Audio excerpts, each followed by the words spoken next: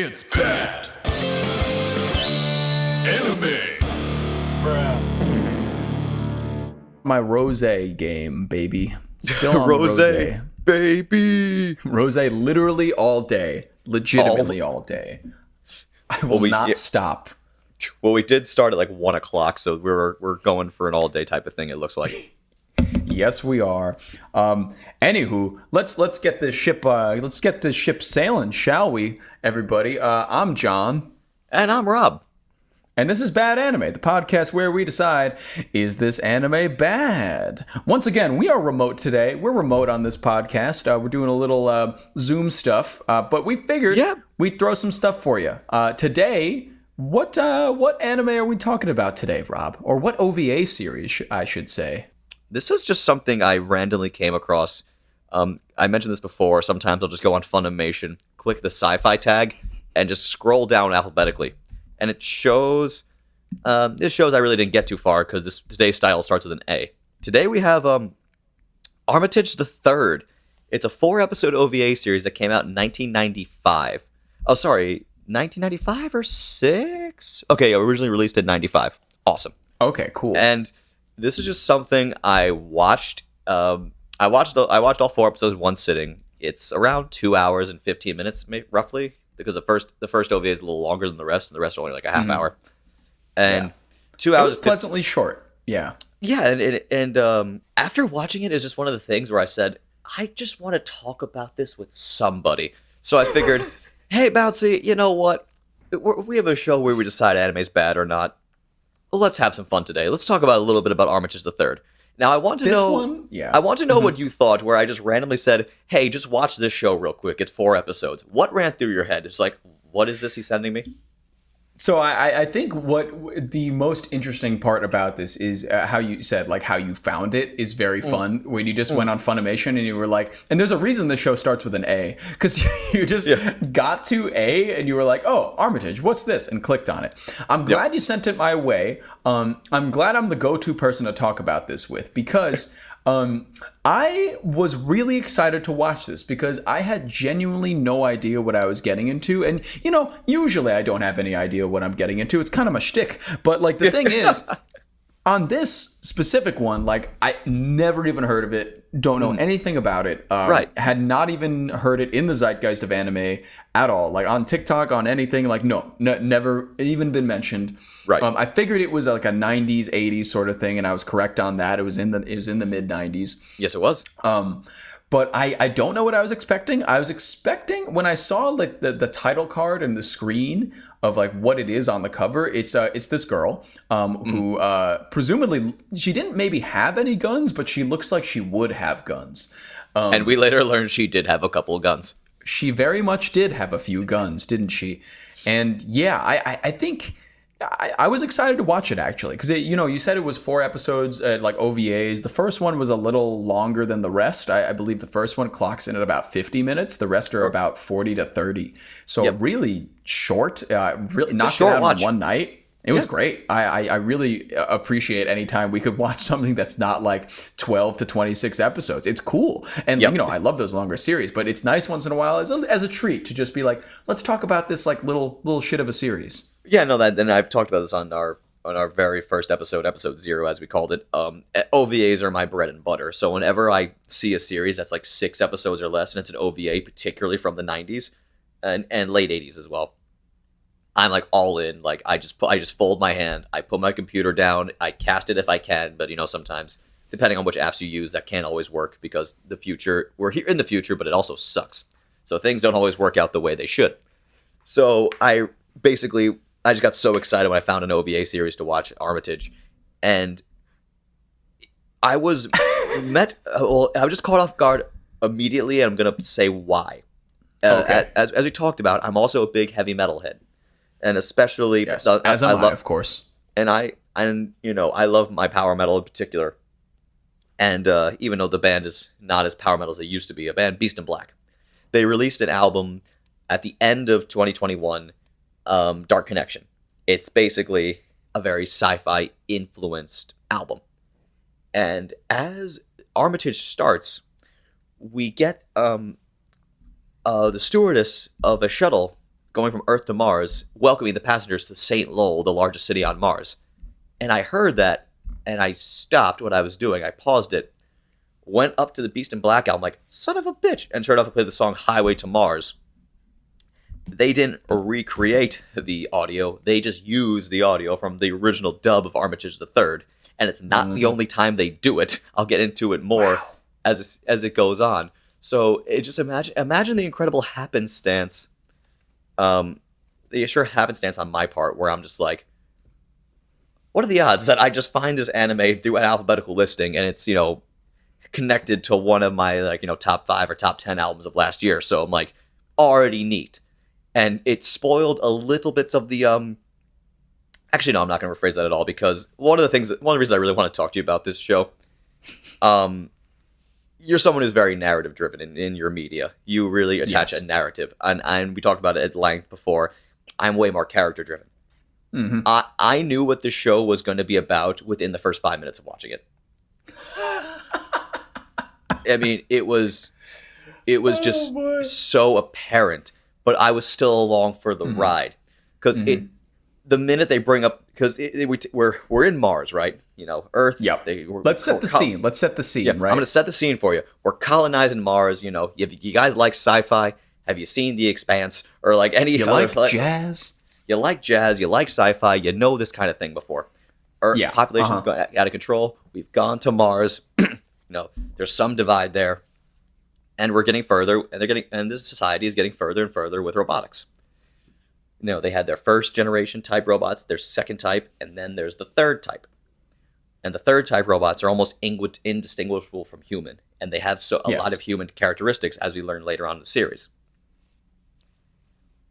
And the series starts off with a person who's actually a country singer getting fucking assassinated pretty brutally as she's about to tour Mars. And then we learned she's a third type. Yes. So some action scenes ensue, and we meet our spunky young protagonist, Naomi Armitage. Yes. This show's called yeah. Go ahead.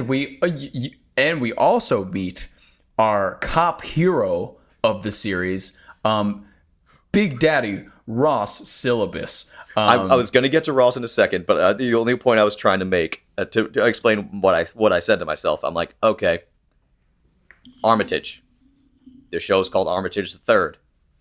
We're in for a sci-fi Pinocchio story. That's what we're getting.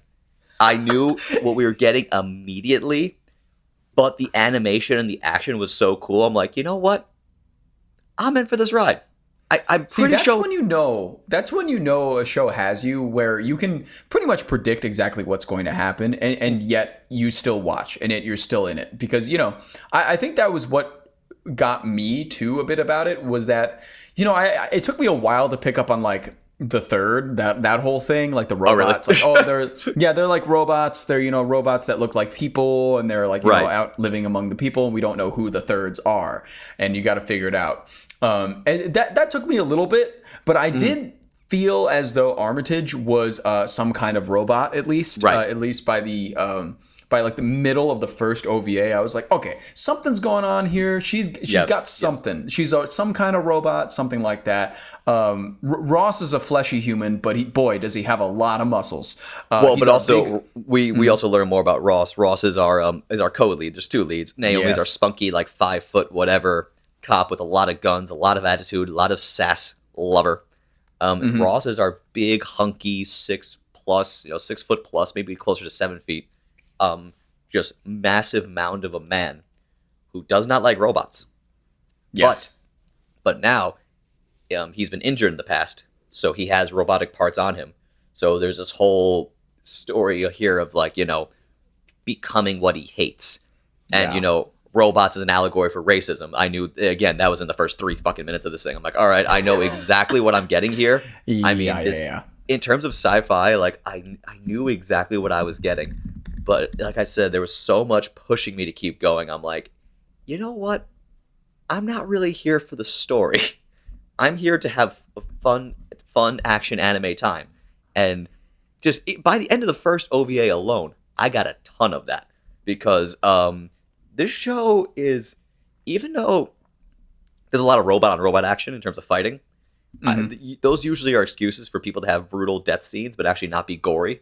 But since the thirds are half or organic material, these fight scenes get pretty gory, and you get these like weird half mechanical skeletons covered in blood, and I'm like, okay.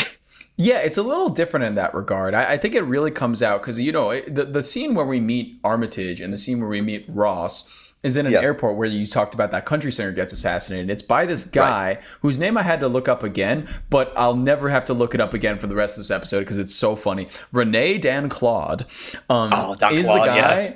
Oh my God, that man! I'm gonna get into a whole thing about him eventually, but Rene Dan Claude is the assassin, and they, of course, at the end of the first OVA, they apprehend Rene Dan Claude after looking for him, and Armitage basically becomes Ross Syllabus's partner in a way, and Ross, of course, isn't aware yet that she's some kind of robot, and of course, given his preconceived notions about robots, it's later revealed that a robot killed his previous partner.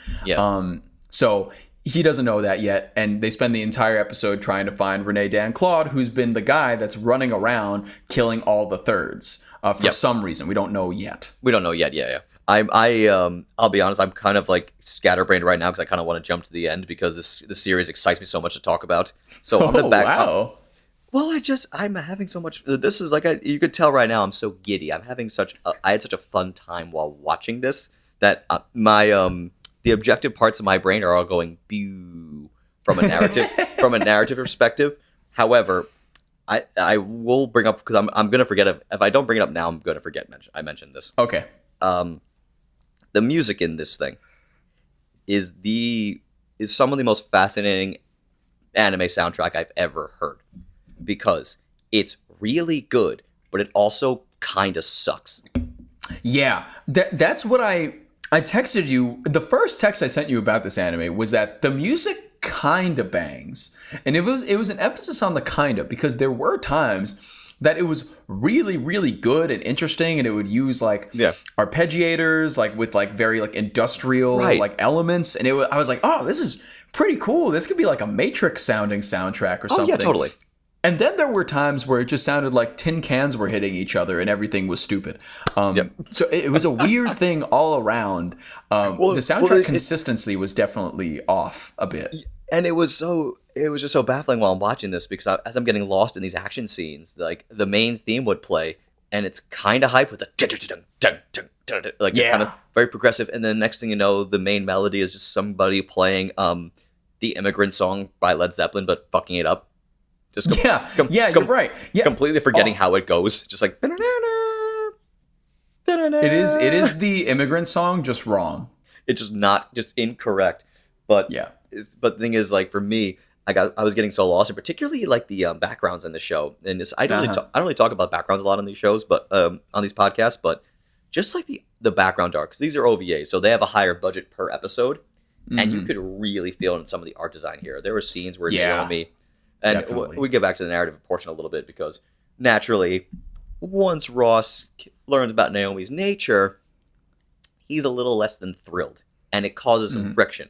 Again, the whole racism allegory with with robots. Sci-fi loves this kind of narrative, and I was in because Naomi is just so charming in her own right, and Ross is such a big hunk. I'm like, oh, it's a big hunky doofus in ways. Like he's just so by the book. Where I'm like, okay, I appreciate this conflict.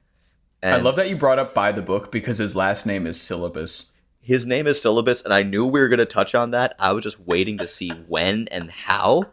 In my head, I didn't think about it that much this week, but I'm like, we're gonna talk about Armitage coming up soon. How the fuck do we make a syllabus joke? I'm racking my brain here. And the back of my brain was like, oh, we're gonna be talking about Armitage this week. I wonder what Rob has to say about syllabus. Oh my goodness! But yeah, main point. Yeah, but the design was incredible. There was some scene. I'm trying to remember the particular scene where just Naomi Armitage is just chilling out like on this huge like steel banister of like a building that's in construction, and you just see this sweeping like shot of St. Lowell, the city on Mars, this like the cyberpunk city, and I'm just sitting there. I'm not gonna lie, I may have had a few beers at the time I watched it as I did now, just going, cool. It was really cool. They did some cool stuff. I think the shot that got me was I believe maybe in the second OVA, like Ross, in classic meathead fashion, had to just clear his head with a run. So Ross is just like running around, and like there's all this like imagery that he runs by. But the thing that struck me the most about this, and kind of feels a little similar to city structure in Evangelion, and kind of like the Tokyo 3 city structure. There was something really cool about it, because like there was like parts of the city that were like upside down, and parts of the city that were right side up because of gravity. And also in this scene, there was one really funny part where he stops at like the Statue of Liberty, and he's like, "God damn, how many of these are they going to build?" Yes, like this implies that there are like 20 statues of Liberty. Right. Oh, and I have to bring this up. Fun fact right here. Did you mention Ava? Because I was very curious about when this came out. This came out significantly before. This came out in February of '95, and was done by November. Ava came out in October of '95. So for all intents and purposes, this is some pre-Ava sci-fi in anime, which is becoming my new favorite thing because of how monumental work Ava is. Just seeing what sci-fi and anime was doing before that, this is endlessly fascinating to me. And there was a scene, I believe there's the second OVA as well, because there's so many great character moments here. We have Naomi walking the street with this weird kind of coat she's wearing. It's not a coat; it's like a poncho. It's like a coat, kind of a leather coat blanket with shoulder pads, and she's got this awesome pair of shades that like lights up. And of course, under it, she's wearing like literally nothing. Like her entire outfit for the series is like basically like a bra and like an underwear and like a little BDSM-y. It's like a BDSM-y kind of leather spandexy combat uniform. But I love the reveal because she had like a version that was even skimpier in the second OVA. These two guys harass her and they're like, "Hey, what do you got under that jacket?" She drops a jacket in a very cool sequence, which I really liked. Very Matrixy of like, "Look at my shit." And then they just see all her weapons and they're like, and she's just like, kind of like me and seeing the cover. I was like, "Oh, she probably has guns." And then she takes off like that jacket out, and they were like, "Oh, she definitely has guns." Yep. And she's got knives. She starts stabbing the two thugs, and again, like, some very well done fight scenes here. It actually reminded me a little bit of this. This would have come out later, but I saw similarities with Kite in a way. Just like that really cool 90s action anime cinematography or whatever, or choreography, whatever you want to call the term in an animated setting. I know what these terms are from a live action standpoint, but animation, I don't know my ass from my elbow. But again, the second OVA just had so much. There were so many cool little character moments, and again, as you can tell, I just got so lost in the combat. And there was some great it's showing my confusion with the soundtrack, because sometimes they would play the main theme, which is the immigrant song played wrong, and I thought that shouldn't work in an action scene, but somehow when Naomi's doing it, it totally does. It matched up really well, especially in the combat scenes, I think. And by the way, I think we should call it the immigrant wrong when we refer to it. But yeah, either way, yes, the fight sequences are very impressive, especially those with whichever fucking version of Dan Claude they're fighting. Because I was about to say, because later on they have Dan Claude in like they're fighting in like a sewer or something with like a Dan Claude is like it looks like a robot pulled out of Ninja Turtles, and I mean that in the most endearing. It becomes borderline hilarious over the OVA series, because like basically after the first OVA, Rene Dan Claude, the main villain, is in the hospital in the ICU, but there are like 4 other Dan Claudes that are like robot versions of Dan Claude that have only one thing in mind, and that's killing the thirds. And it's just freaking hilarious, because every time they're like in a conflict and they're like, "Oh, I wonder who's behind this," and then it's just like Dan Claude's head peeks out of the ceiling and he's like, "Nah," and they're like, "Dan Claude, it's just another Dan Claude." Just so many Dan Claudes running around. And of course, the intrigue naturally is like, wait, who are the Dan Claudes? Is this a guy using the thirds to kill the thirds? What's his plan here? And I like it because up until the 4th OVA, it's kind of vague as to what the hell's going on. The entire time Naomi is trying to figure out who she is. She has this great monologue actually at the end of the first OVA, which is used in later used in the Beast in Black song, Moonlight Rendezvous is what they use. And it's just the whole song basically in retrospect is about Naomi. So I'm like, wow, Beast in Black is just a bunch of nerds and I love them. Just an Armitage cover band.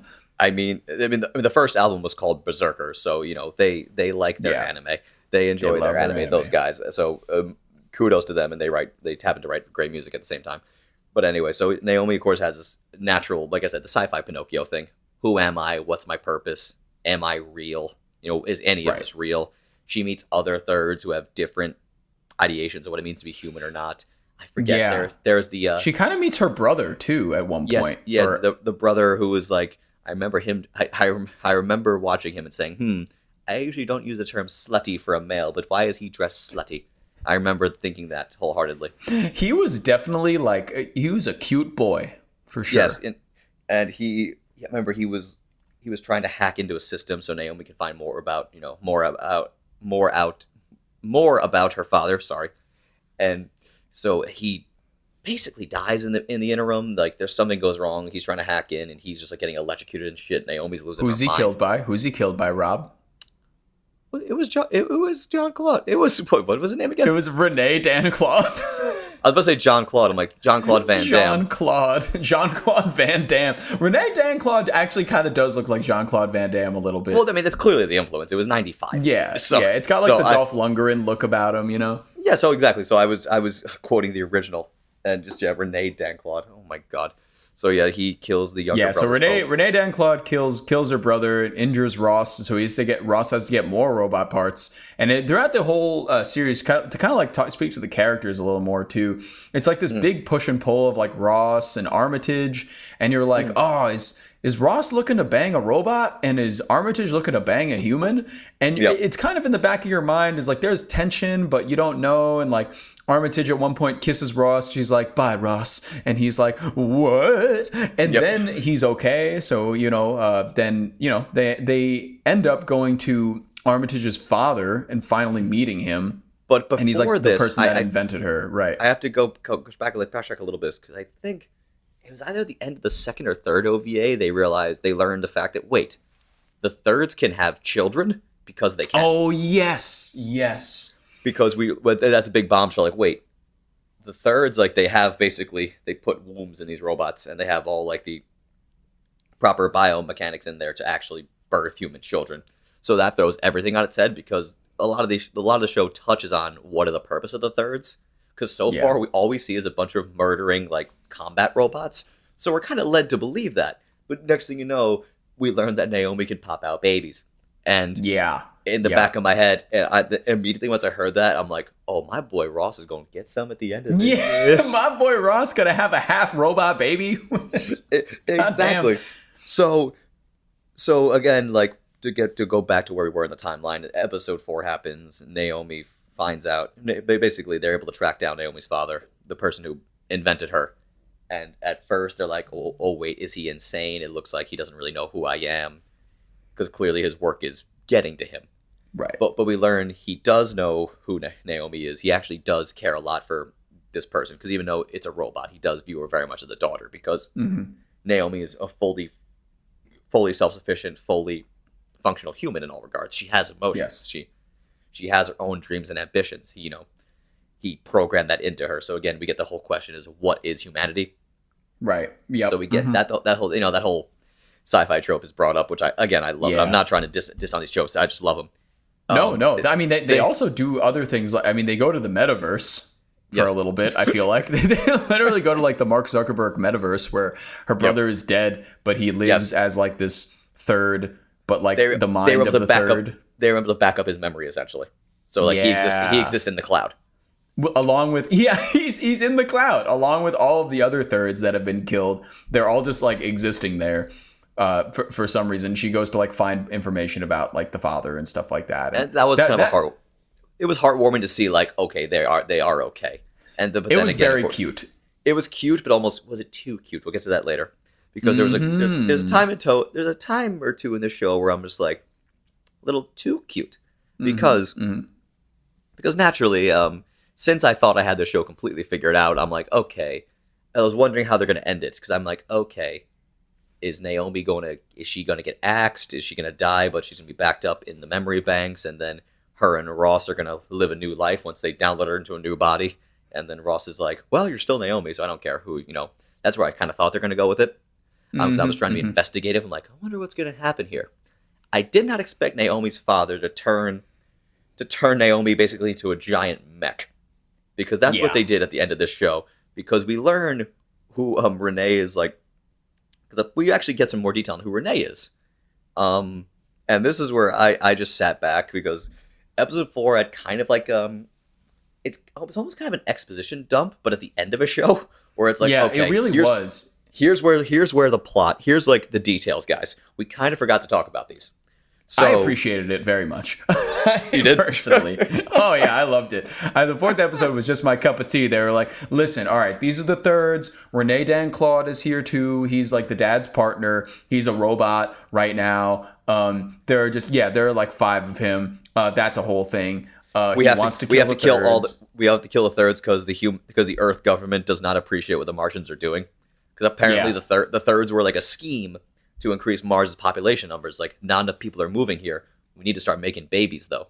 So they built the thirds originally as basically, mechanical baby dispensers. That was their purpose. Right. That was their purpose. Somehow in the middle, they're like, okay, we could also make these things fucking war machines. It's like, okay, best of both worlds, I guess. And end life and create new life. We have literally the opposite end of the spectrum, kind of into it. Yeah, and the dad character also, when they went to his like facility, he built these like the fourths. Yes. And they're just big, fat, stupid, doofy looking tree men, and it's hilarious. They were trees. Just big trees. They're perfect. Like, these are trees. Like, sir, where did you go from like humanoid robot to tree man? I don't understand what his thought process was there. But next to the tree men, it's also important to note that Ross and Armitage go to Bone Town, take a little trip to the Bone Pony. Under the tree, and of course the part of me who like the more primal side, I was like, yeah, my 2 characters, I like doing the thing. And I'm like, okay. So I knew where it was going to go at that point, because in my head I said, okay, they can't kill Armitage off now in this body because she's carrying the baby. The baby. Because they did the thing that make the baby. Yep. So then they have this wild fight because Dan Claude tries to finish the job, so to speak. But luckily, the dad just gives Ross some big fucking guns and turns Naomi into basically like a small Gundam. He upgrades her with a bunch of new like weapons and shit. She has giant wings and she's flying around. I'm like, this is absurd, but I kind of love it.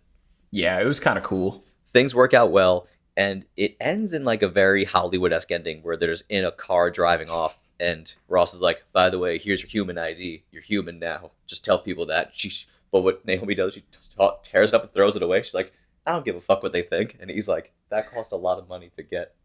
He's like, you do not know the hoops I had to jump through to get you a fake ID, you bitch. But then next thing you know, Naomi just looks at him and goes, oh, by the way, you're going to be a dad. And Ross is like, nice. And that's where the show ends. Yeah, they're both like in sunglasses in a convertible, and they're like driving on like a bridge or something on Earth. And like a desert. Oh, well, guess that's life, eh? And then that's just pretty much the end of the show. And it's so funny because I'd ask myself some very fundamental questions because the ending was clean. It was a happy ending, and I'm just like, you could have gone a little darker with that, and I would have been happy. Not even full on dark, just like if Naomi died, but she got backed up, and then they put her in a new body, and then Ross had to like overcome, I don't know, some of his like, preconceived notions about robots again because like. He can have like a quick question of like, are you really Naomi? But then next thing you know, like the new version of Naomi could have acted just like Naomi. It's like, yeah, it's still me, you idiot. And he would have went, okay, I don't understand the world. I would have loved something like that with just a hint of more sadness to it. Because the ending of this was a little too clean for my taste. I don't know if I'm just fundamentally, I don't know if I'm fundamentally negative or not, but. It was very Hollywood. You make a good point in that Hollywood. It was just very like, and everything worked out and it was all okay. Which, okay, I will say that Evangelion has kind of scarred me in this way that when I see that ending, I'm like, that's just nice, man. Cool. Okay, so we're the opposite on this. Okay. Yeah, I'm just like, I don't like it all the time, but like I'm now surprised when a show doesn't end with some fucking roundabout conflict. Now, when a show ends and it's like, maybe we'll get the same with Spirit Chronicles, who knows? But when a show ends, when it's just like, all right, that was cool, we did the thing, we're gonna live our lives together and it's gonna be cool. Hell yeah. I'm genuinely surprised when I get an ending like that now, and I'm like, cool. You know what? Yeah, okay. I'm in. I'm in for it. Especially such a short series like this, Yeah. I'm at the end of the spectrum where I think I've become a glutton for punishment, where I'm just like, I'm not sad enough. I need some sadness to go with this happiness. What is this? I need a little sadness to get, it's like when a dish is prepared wrong, the flavor profile's all messed up. I'm like, this is just way too gamey. We need something else. We need something else to balance all this out right now. To wash it down, I think exactly. Something else about this OVA series is I watched the dubbed version. Me too. And I'm very happy I did. I don't know. Do you have any idea, Rob, who some of the voice actors are on this? Well, not in the version we watched. Oh, there are different versions. Do you remember why I incessantly told you, don't watch the movie, watch this? Because, yes. Okay, and this is also a thing here. In 96, they, after the success of Ghost in the Shell, that was the big watershed moment where people realized, anime films can be great and they can do money in Hollywood. So what they did here is they took a series that was only 2 hours and probably 15 minutes. They chopped it up into an hour-and-a-half film and then did a second dub of it. But in order to get, more Hollywood cred, that's where they brought in the voice actors you were about to mention. Wow. Okay. And it's available on Funimation because it has the series and movies tab. So if you go to the movies tab, it has Polymatrix, which is the edited version of this. Excuse me. It also has Polymatrix 2, which is a film. It's the straight-up sequel to this OVA series, which I have not watched yet. But anyway, so Polymatrix is the re-edited film, and that's where you get Kiefer Sutherland's in it as Ross Syllabus, which is wild. It's crazy. But here's the thing: Bryan Cranston is in this dub that we just watched. He is okay, because that makes a lot of sense. Okay. Bryan Cranston is like the big name, right? Kiefer Sutherland plays Ross Syllabus in the movie, but Bryan Cranston plays Eddie Barrows, who I didn't know the character name when I saw it, but it's kind of the just antagonistic guy just at the FBI headquarters that like Ross works at. That's just like, hey Ross, you gonna fuck a robot? and it's just Bryan Cranston. Yep, and it's Bryan Cranston. It's just really funny. I was like, Bryan Cranston, what are you doing here? Exactly. It was the mid-90s, so Bryan Cranston wasn't the household name yet, and he did everything in Hollywood to make it, and he did. Pretty funny. Yeah. Good job, Bryan. Good for him. Yeah. Good for him. I just really enjoy that Bryan Cranston was just randomly voicing somebody in this anime. Yep, it was a nice treat. Yeah, so one day I am going to watch Polymatrix to see what they took out of the story, because they shaved off a good half hour and change, almost 45 minutes of material they shaved off. So I'm curious, because there's definitely things in this you could have cut to really make the narrative experience virtually the same. So I'm very curious to see what they cut. I might have to go back and watch it at some point and see which one I like better. But yeah, we have this OVA series, and to say I was pleasantly surprised was an understatement, especially when I just clicked something random and that's how I found it. Yeah. I didn't expect to get this strong a reaction from it, but as you can tell, I had a great fucking time watching this thing. And it was very similar to now where I'm having a few beers talking about it with you, and this is like the same scenario I did when I watched it. My TV is, you know how my room's laid out. My TV's right in front of me. I was watching on my TV going, huh, cool. And I did that for around 2 hours. That's great. And I think that's what made this fun for me as well, is that it nicely did everything that it needed to do in those 4 episodes, I think. Right. I mean, introduced the story, got me invested in the characters. The plot was pretty solid from where I'm standing from. Yeah. Especially in like 95. I really dug it. And it explained the plot, which I was like, hell yeah, that's just nice. I love how that's something we can never be certain of anymore in anime. Dude, that is I can trademark this now. Like when they have the plot explainer episode, that is my cum moment. That is when I just like my entire body just releases, it just absolutely just ejaculates happiness out of my body. It's just so funny because finally, yes. It's just so funny because I'm the opposite, where my eyes are glazing over. I'm like, okay, whatever you got to tell us, fine. I just love the dichotomy there, where you're freaking out at like being explicitly told what's going on. I'm like, yeah, I get it already. I watched the show. I basically know what's going on. What, Earth's run by feminists who don't like the idea of the thirds? Whatever, cool. Have that plot detail. I don't mind. It's just cool when they do it. Okay. Oh no, I thought you meant it's just cool for the series itself, because that's my entire. If you ask me what Armitage III is, that's what I'm just gonna say. It's just cool. It's just a cool little sci-fi romp with some. Yep. The animation's not stellar, but it's such a style all its own. Where it's it's not the most fluid thing in the world, but every choice they made was a good choice from an animation perspective. Yes. They worked with what they had, and they told the story they wanted to tell, and I thought it was a really fun. I thought it was a really fun ride. So clearly, I think this was pretty darn good. So definitely not bad by my end. Definitely not bad. It was pretty darn good. I was really hyped when I finished it, but then after I thought down, I'm like, okay, I did know where the entire thing was going from a narrative perspective. Sure. So but that wasn't the goal of this series. It wasn't trying to wasn't trying to be super innovative from a narrative standpoint. It was just trying to take these ideas that we're accustomed to and present them in a new, fun, and interesting way, which I think they succeeded in pretty darn well. I think so too. I think between like in the question, like, is it bad? No, it's not bad. I didn't know what I expected in the first episode. I didn't know what I was gonna get. Because I was like, all right, this could kind of go either way of like shitty or like fun. I think like even my texts I sent to you. My first one I sent to you about it. Quote: 1 minute into Armitage, I know the flight attendant with her ass out won't be getting a storyline. I'm already disappointed. The next one was a quote from the country singer that got offed in the first episode. She said, "I hope my guitar is okay." And then in the next scene, it just jumps to Renee Dan Claude just breaking this guitar and just like basically lighting it on fire. And I was like, that's hilarious. And then Renee Dan Claude's bodyguards, I texted you, all look exactly like Heidenreich, who is a very, very ambiguous wrestler from 2004. But they all look the exact same. Exclusively 04. He was around for maybe a year and a half, and I'm just like, okay, so someone still remembers Heidenreich. I remember Heidenreich. I didn't remember his theme. Heidenreich. It's not a very complicated melody, so I think it's pretty easy to get in the head there.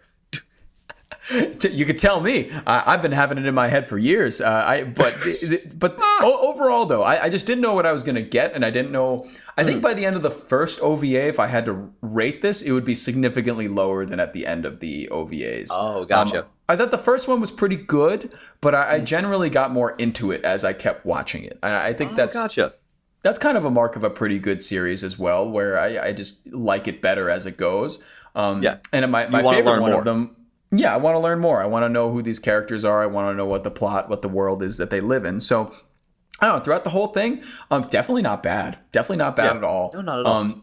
Good. Yeah, I'd say it's pretty good. It's pretty good. I wouldn't I didn't love it, I don't think. I don't think I would give it any 10 out of 10 treatment, but it was fun. It did what it wanted to do. Of the thing that it presented in the first OVA, it finished in the last OVA. It just, it did what it had to do. The soundtrack was good sometimes. Well, that's the thing. The soundtrack was just so perplexing. That's the only thing. Very perplexing. That was the only thing. That's the only major question I have coming away from the show. Is like, did I dig the soundtrack, or did I kind of think it was stupid? I don't know. Yeah. Now, I guess that the next question is, would you recommend this to anybody? I would recommend it. This is okay, because when I don't say yes immediately, people think I'm copping out on this, but I'm genuinely not. it depends on who I'm talking to, and it depends what their interests are, because you can gather the first couple. Let's say you're talking to someone about anime. I generally believe in the first 5 minutes you kind of know what you're in for with a person, like where they lie, what they'll be into, what they won't be into. If they're it all depends on the person. I generally would recommend this. Beer to some people. Yes. To some people, definitely, especially if they are more retro heads. I would definitely say, hey, if you like anything predating 1999, check out Artimage. It's 2 hours. You're probably going to enjoy. If I'm talking to a shonen bro, honestly, maybe as like a taste breaker. I feel like this could be a fun little thing for people to go, hey, there's other anime than what has been in the Shonen Jump, magazine. You can get, there's other anime stuff out there. So this might be a fun little taste breaker. It wouldn't be my first choice as a taste breaker for someone in that category, but I definitely think it'd be fun. Because there's also like the third type in my head of anime fans is like the super duper recent fans. The third? The third, yes. Thank you. That came together really nicely.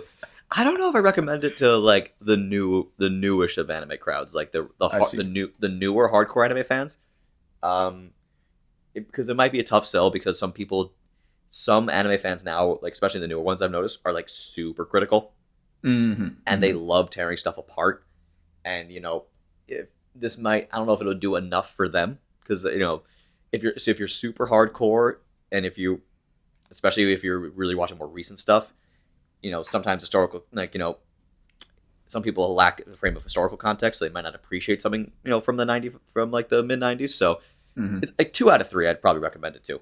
Like if there's 3, at the top of my head, if I'm going to take like 3 of the bigger forms of anime nerds out there, probably recommend the 2 out of 3 of them, because I feel like it's enough of something different where like I feel like people can get something out of this. Not a ton. Like I said, it wouldn't be my first choice of fun OVAs to really shake someone up, but if someone's got 2 hours and they want a complete story, I would recommend it.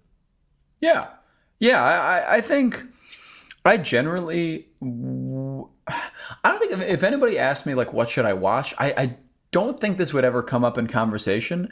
However, it was fun to watch for me. But I do think in about a month or two's time, I will completely forget about it. Probably, unless we were talking about it, unless we're podcasting, we're talking about it right on the show, because now I'll remember it forever because it's in the zeitgeist of our podcast. But if I just watched it without that kind of around it, I'd probably just completely forget about it.